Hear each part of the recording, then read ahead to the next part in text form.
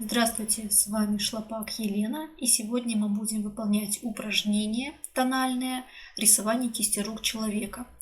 То есть я на Пинтересте нашла картинку, данное изображение, и выбираю сейчас обычную квадратную кисточку, ею буду делать силуэт данного рисунка.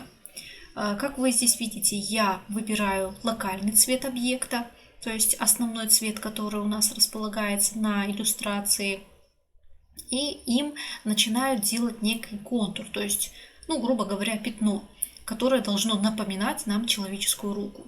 Сегодня как раз мы будем говорить не о конструктивном построении, то есть руки человека, а о том, как можно от пятна нарисовать какой-либо объект, либо же предмет. Поэтому мы и изучали всегда изначально геометрические фигуры, чтобы в дальнейшем мы могли их усложнять.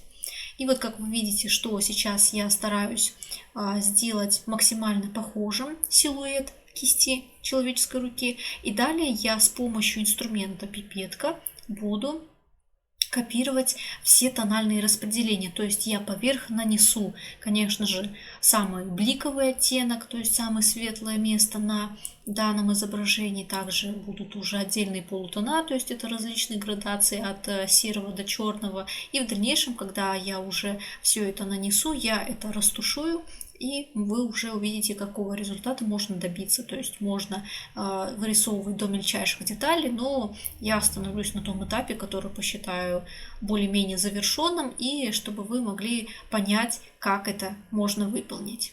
Всем спасибо, приятного просмотра.